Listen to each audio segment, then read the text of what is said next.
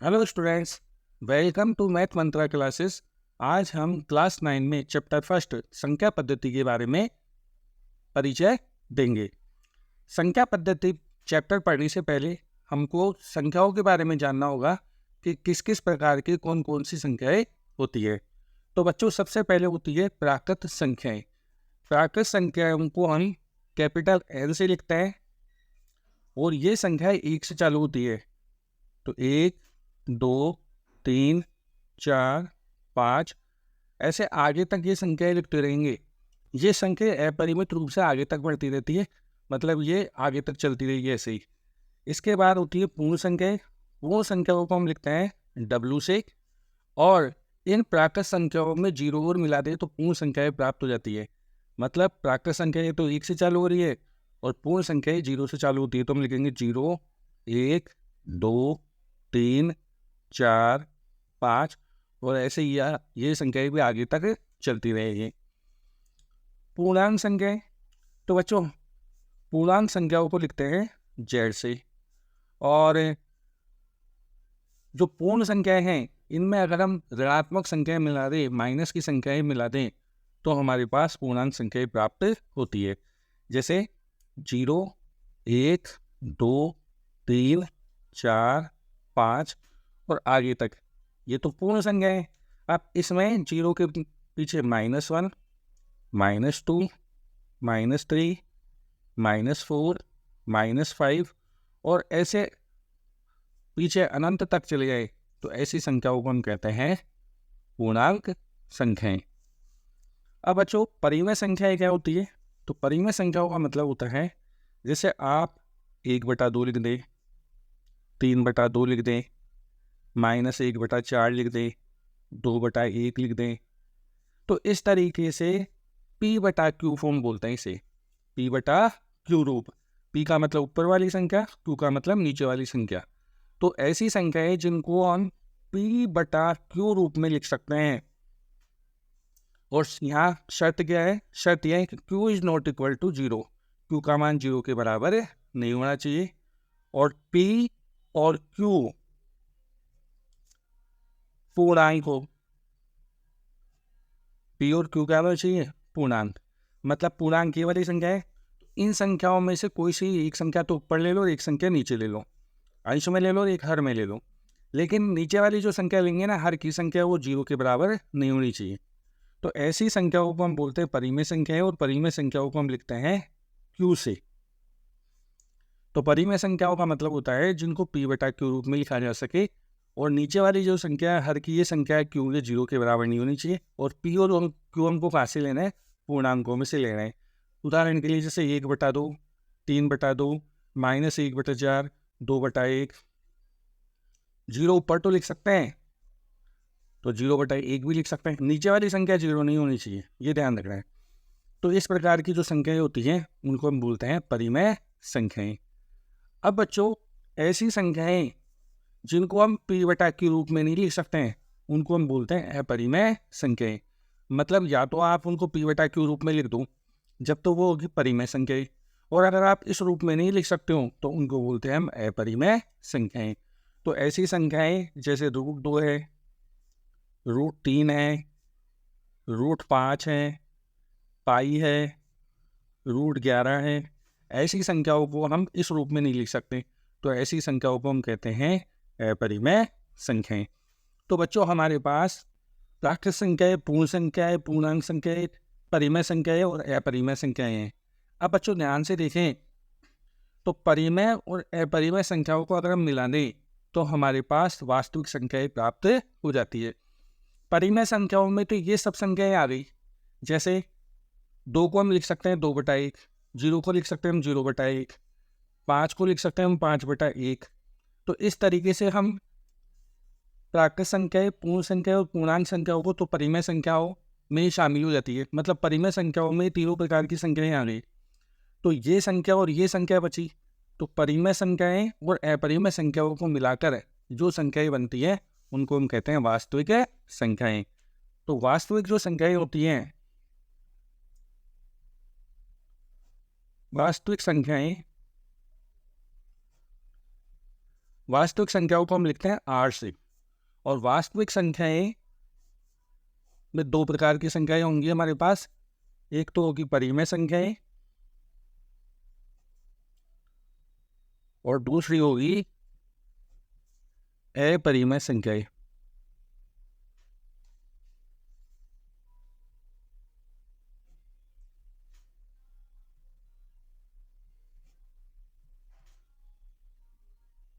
तो बच्चों इसको हम ऐसे समझ सकते हैं कि हमारे पास सबसे पहले होती है प्राकृत संख्याएं।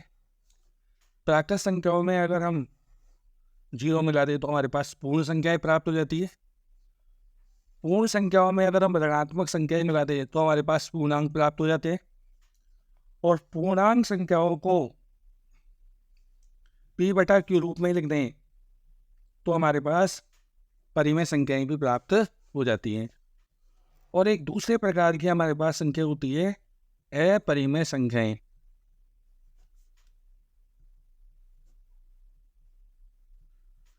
तो बच्चों एक तो हो गई परिमेय संख्याएं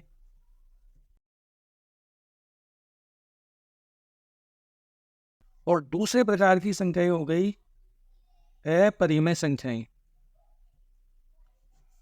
और ये दोनों प्रकार की संख्याएं एक साथ मिलकर बनाती है वास्तविक संख्याएं। तो वास्तविक संख्याओं में परिमेय संख्याएं और अपरिमेय संख्याएं दोनों होती है। अब बच्चों देखो 3/2, 5/2, 10/3, 7/8, 1/7 ये सभी परिमेय संख्याएं क्योंकि इनको p/q के रूप में लिख रखा है। अब हम इनके दशमलव प्रसार की बात करते हैं। दशमलव प्रसार का मतलब है जब इनमें हम जैसे 3 में 2 का भाग लगाएंगे तो क्या आएगा।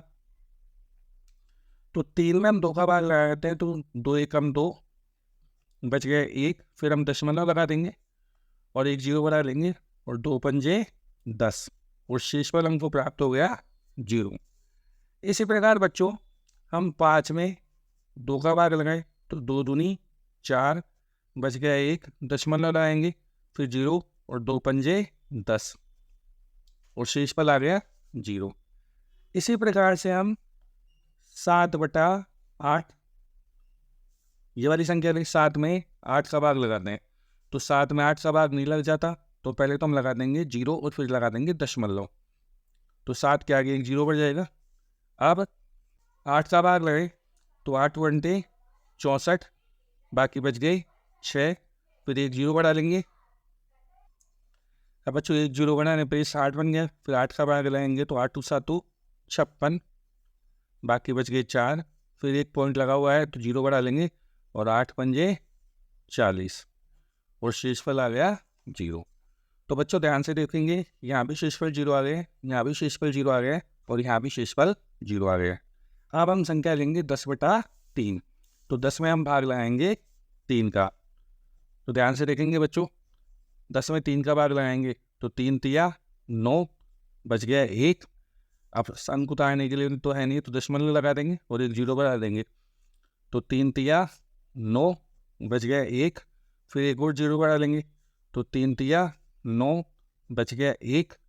फिर वापस 0 बढ़ा लेंगे तो 3 × 9 शेष बच गया 1। फिर एक और 0 बढ़ा लेंगे तो 3 × 9 बाकी बच गया शेष 1। तो बच्चों ध्यान से देखो कि हर बार शेष 1 बच जाता है और हम 0 लगा के 3 × 9 बार भाग लगा देते हैं। 3 × 9 तो 3 बार भाग चला जाता है। तो आप खुद सोचो कि ये भाग कभी खत्म होगा क्या, इसमें भाग में कभी शेषफल 0 आएगा क्या। तो यहाँ पर हम देखते हैं कि शेषफल कभी भी 0 नहीं आएगा। अब शेषफल तो 0 नहीं आ रहा तो यहाँ अंकों को देखो कि एक ही जैसा अंक बार बार रिपीट हो रहा है। अब एक दूसरे भाग को देखते हैं 1/7 को। तो अब हम भाग लगाएंगे 1 में 7 का। तो बच्चों 1 में 7 का भाग तो जाता नहीं है तो पहले 0 लगा के दशमलव लगा देंगे तो ये बन जाएगा 10। अब 7 एकम 7 बाकी बच गई 3। एक 0 बढ़ा लेंगे 7 चौक 28 बाकी बच गए 2। एक और 0 बढ़ा लेंगे 7 दूनी 14 बाकी बच गई 6। एक और जीरो बढ़ा लेंगे, 7 × 2 56, बाकी बच गए 4, एक और जीरो बढ़ा लेंगे, 7 × 5 35, बाकी बच गई 5, एक और जीरो बढ़ा लेंगे, और 7 × 7 49, फिर एक बच गया, फिर एक के आगे वापस जीरो लगा देंगे, तो 7 एकम 7, बाकी बच गए 3, फिर एक जीरो बढ़ा लेंगे, 7 चौक 28, बाकी बच गए 2, फिर एक और जीरो बढ़ा लेंगे, 7 दूनी 14, बाकी बच गए 6, फिर और बार लगा लेंगे इसमें, तो देखो बच्चों एक जीरो लगा दी इसमें, अब आएंगे 7 × 2 56,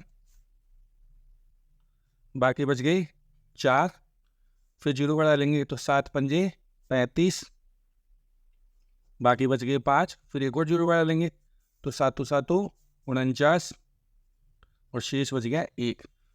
ध्यान से देखो बच्चों, ये इतना बड़ा भाग की प्रक्रिया हो रही है और अभी भी शेषफल शून्य नहीं आया है, और यहाँ पर शेषफल 1 आया है, और यहाँ पर भी शेषफल हमारे पास 1 आया था, तो वापस भाग रिपीट हो गया। तो यहाँ पर देखेंगे तो देखो 0.142857 142857 ये आ रहा है, मतलब 142857 142857 ये अंक रिपीट हो रहे हैं, और यहाँ पर 333 रिपीट हो रहा है। तो कहने का मतलब है कि बच्चों जब हम परिमेय संख्याओं का दशमलव प्रसार देखते हैं, मतलब भाग लगाकर पॉइंटों में संख्याएं लिखते हैं, तो या तो शेषफल 0 आएगा, जैसे यहाँ 3 जगह 0 आया, और अगर शेषफल 0 नहीं आएगा तो फिर अंक रिपीट होंगे, जैसे यहाँ पर 333 बार बार आ रहा है, और यहाँ पर 142857 142857 ये बार बार रिपीट हो रहा है, और शेषफल 0 नहीं आएगा, और ये भाग हमेशा चलता रहेगा। तो परिमेय संख्याओं का दशमलव प्रसार 2 प्रकार का हो सकता है, कि एक तो जब शेषफल 0 आ जाए, और एक जब शेषफल 0 नहीं आए। तो हम लिखेंगे